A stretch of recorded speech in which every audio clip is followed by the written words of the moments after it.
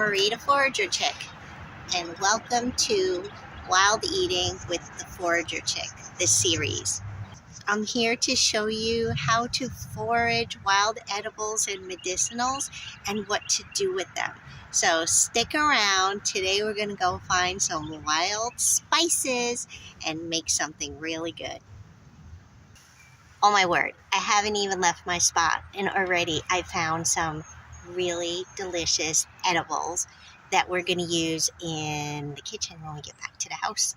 So let me show you what we found.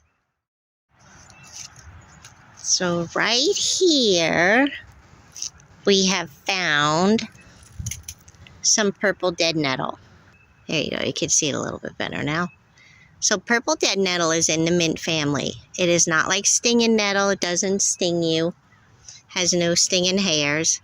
It has heart-shaped type leaves. They're opposite each other on the stem. You can see that.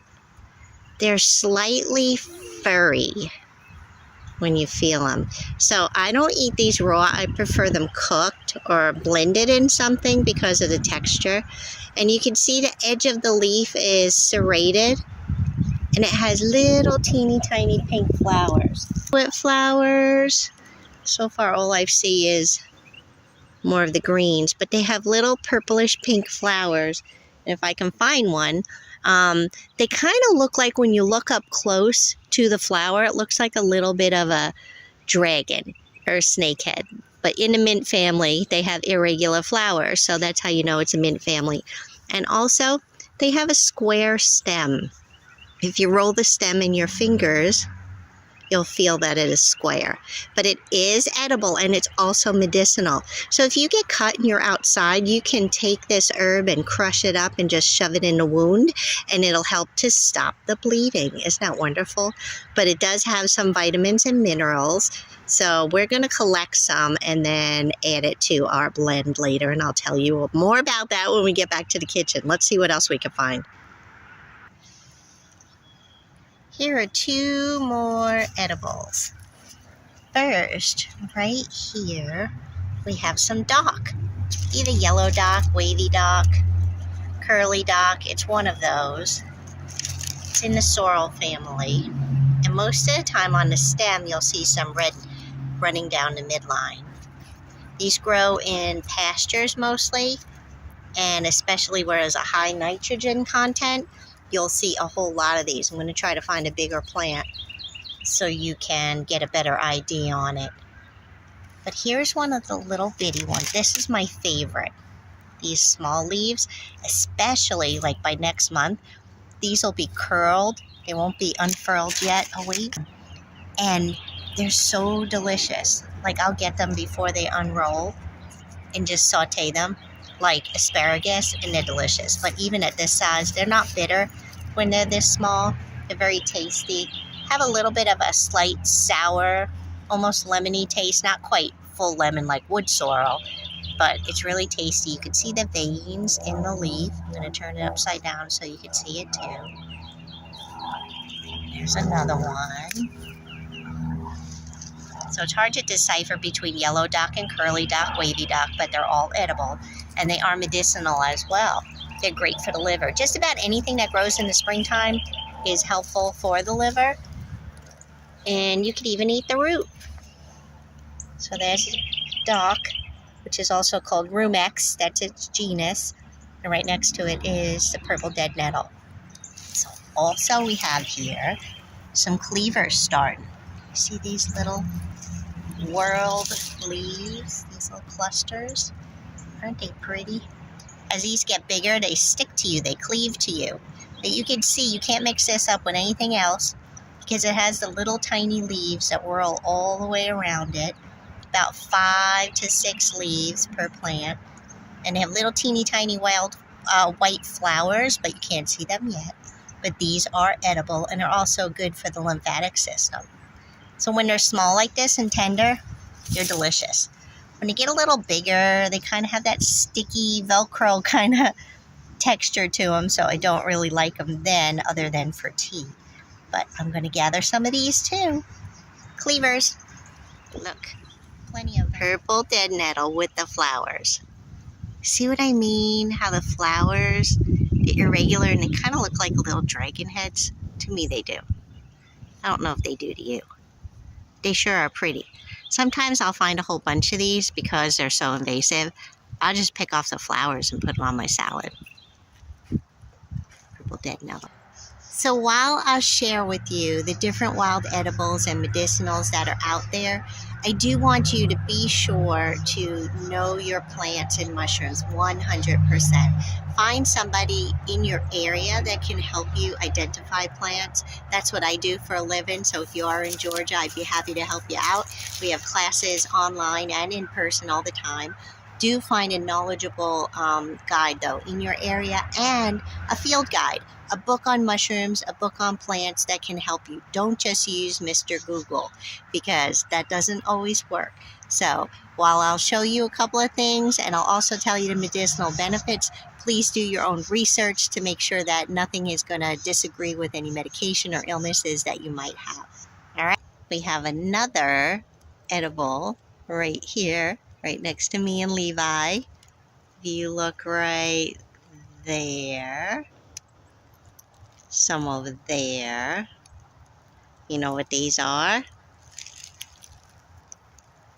Wild onions. Yep. And the way to know for sure that they're wild onions, just get a couple. You can see them. Smell them. If they do not smell like onions, they absolutely are not onions or garlic. But if they do have that typical onion smell, then you got you some onions. Now, I'm just going to use the green part today, but you can dig up those onions and use them just as you would any other onions. They're just a lot smaller. Now, so why go to the store and buy scallions? These are your scallions, chives, green onions, whatever you want to call them, but they're delicious. So let's see what else we can find out here. My all-time favorite green is chickweed. This little weed comes out when the weather is cool. And let's do a little bit identification of it. You can find it. I find mine under the pine trees, near pine trees, like mixed hardwoods and pine trees, and then out in the open fields next to pine. I mean, as you can see, there's a lot of pine straw here. But if you look at one of these plants here, they have opposite leaves running down the stem. They're ovalish to somewhat heart-shaped. It is a really good close-up. And sometimes they have the flower appearing, and the flower is white, and then it looks like it has 10 petals, but it really only has 5 that are divided. I'm trying to look around to see if I see one. Another good identifying feature with the chickweed, and let's see if we can see. If you look closely, there's hairs on one side of the stem only. Oh, there you go. You can see them there. See that?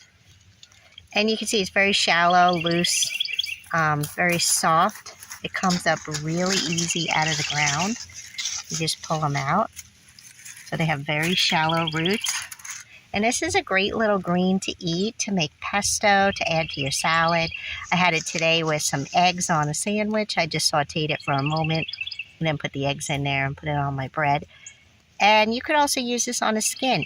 It's great for healing the skin. Any kind of rashes, eczema, might be helpful with poison ivy just a little bit, but mainly any hot, irritated rashes. You could rub this herb all over it, or you can make a salve with it.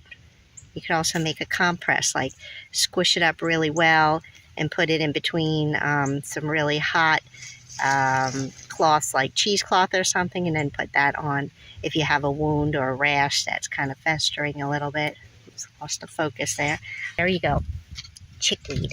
Stellaria media. And it tastes like green beans, or more like snap peas. But you could use it in place of spinach. There's a little forager dog over there, sitting waiting patiently for mommy.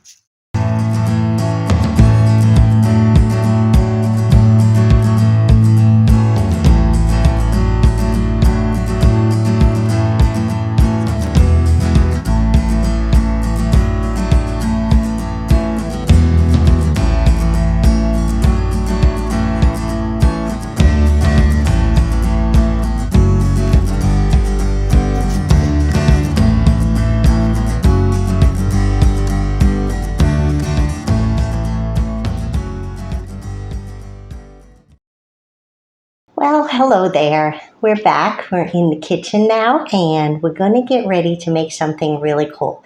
So remember, we harvested so many different things. Gosh, we harvested some chickweed. I harvested green onions. Those beautiful green onions right here. Oh, and by the way, I didn't realize this while I was out there. I did wind up picking some of them with the little bulbs. See that? So you can use those bulbs just as you would with onions. Of course, you would need a little bit more, but they're out there and they're free.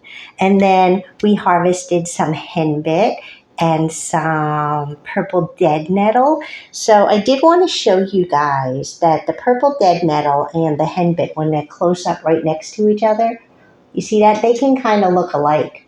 I'm going to do a close-up for you in a minute, but they can look quite alike. Now, they're both edible, so you don't have any problem with that, and you don't have to worry, but they are different. A lot of people do call them the same thing.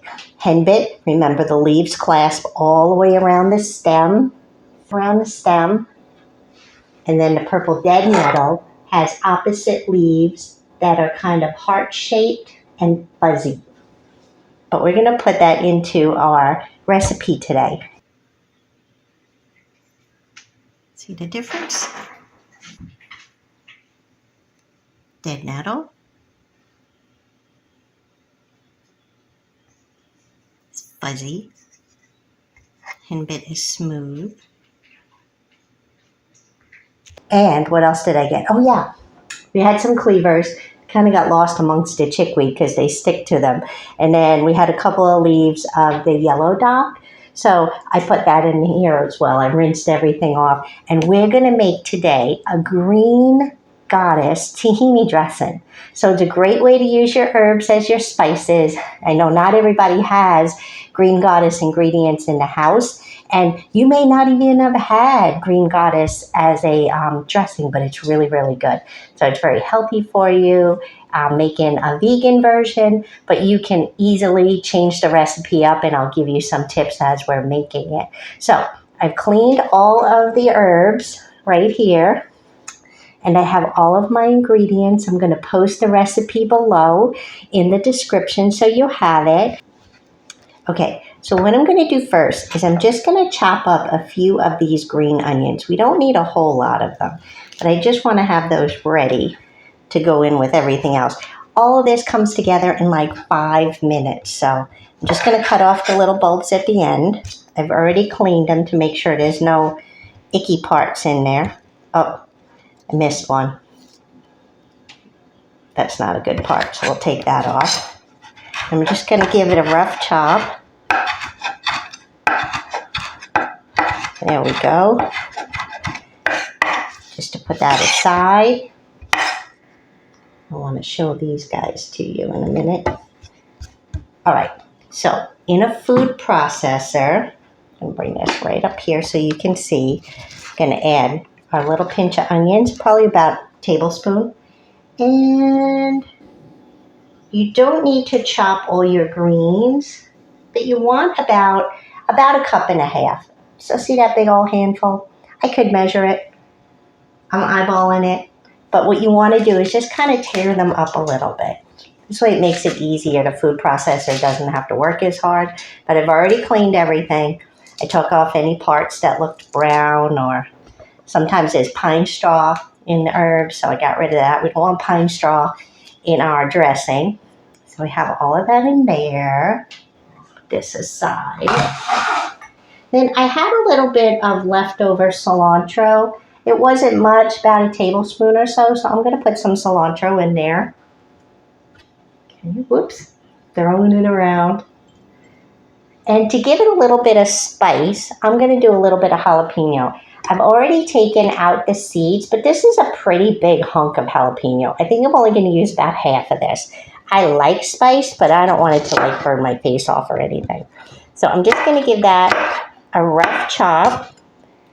Probably about, again, maybe a tablespoon or so. See that? I'm going to put that in there. And then we're going to put in 2 tablespoons of olive oil. This is so easy. Just throw it all in there. Some recipes call for a lot more oil, but I try to do a little less heavy in my salad dressings because I like a lot of salad dressing. And I don't want it to be completely full of fat. And then we have 3 tablespoons of lemon juice, fresh lemon juice. You could also use lime juice instead. It tastes really good that way. I have some tahini, which is pretty much your secret ingredient. Give you all that extra boost in nutrition and extra little bit of fat. So we're going to put that in there. And if you don't know, tahini is made from sesame seeds. Sesame seeds are really good for you. So we did 2 tablespoons of tahini. Put that in there. We need a little bit of sweetness. So you can use, if I can open it, my maple syrup, it doesn't want to open.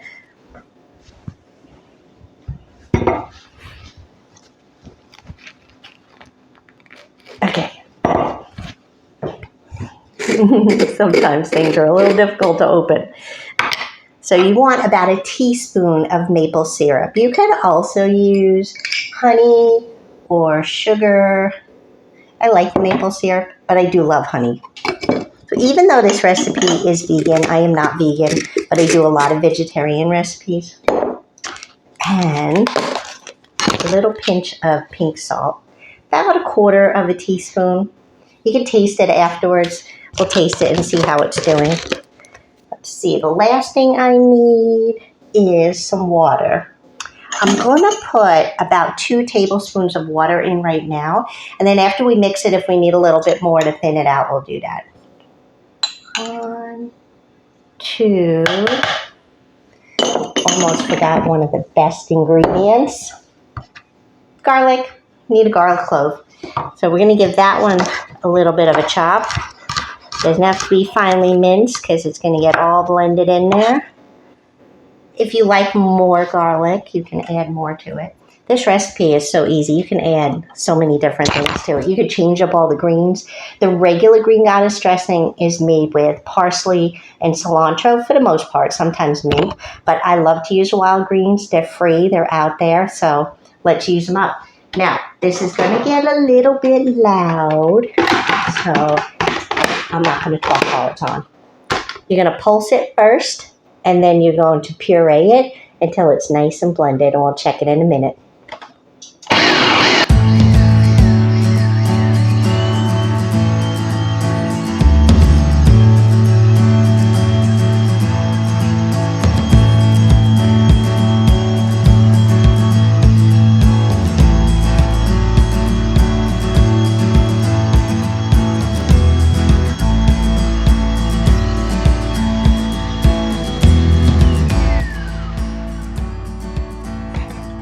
Check.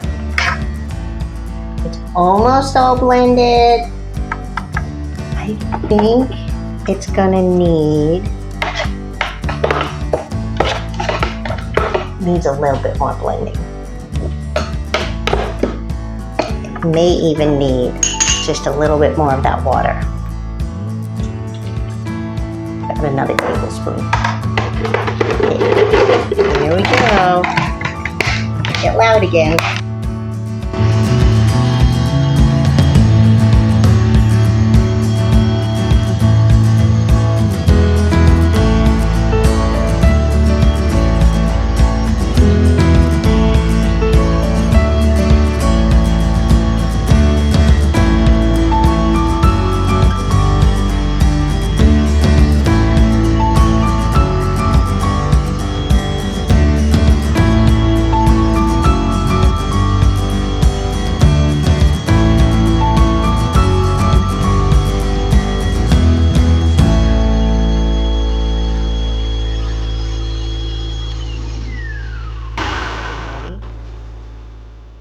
Let's test it out.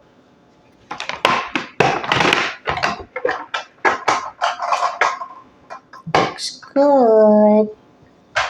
So here for a minute.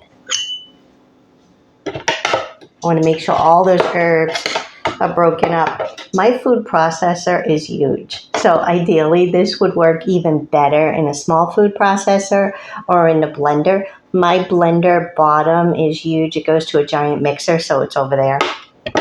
Let's see. I'm going to give it a little taste just to see.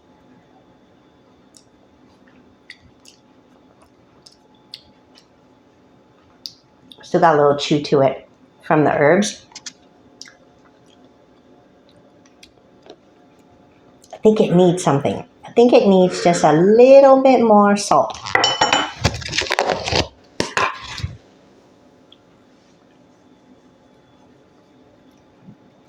I'm going to take this out, put it aside. Mix it up. Let's use the other spoon. Although I'm the only one eating this, so it doesn't really matter. I'm going to pour it into a jar.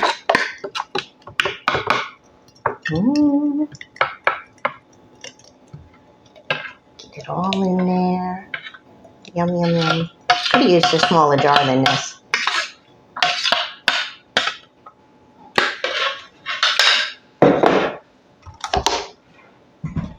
This aside. I made a mess. I always make a mess. But look at that. Look at that little green goddess dressing. Isn't it beautiful? So you just should have left a little in here. Pour a little bit in your bowl.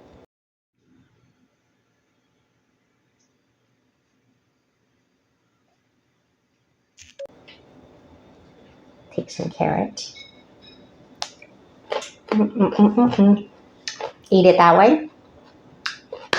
Or you can go ahead and pour that on a salad as salad dressing. I may go ahead and put this in my blender just to get it even a little bit more cut up, but it'll thicken up a little bit in the refrigerator. Now, if you didn't want to do it that way, remember I said there were a couple of options. If you didn't want to use tahini and the olive oil, you could use Greek yogurt. It's really good that way too. So you could just replace the 2 spoonfuls of the tahini and the 2 spoonfuls of olive oil and use the Greek yogurt instead. So there you go. Wild green goddess dressing, and you can use it on your salad. This will keep in the refrigerator for about 5 days, so that's why I didn't make too much. It's only me using it, although I'll probably use this up in only about 2 salads because I like to drown my salad. So I hope you guys have a wonderful day, and I hope you enjoyed the first episode of Wild Eating with the Forager Chick. More to come. Have a great day.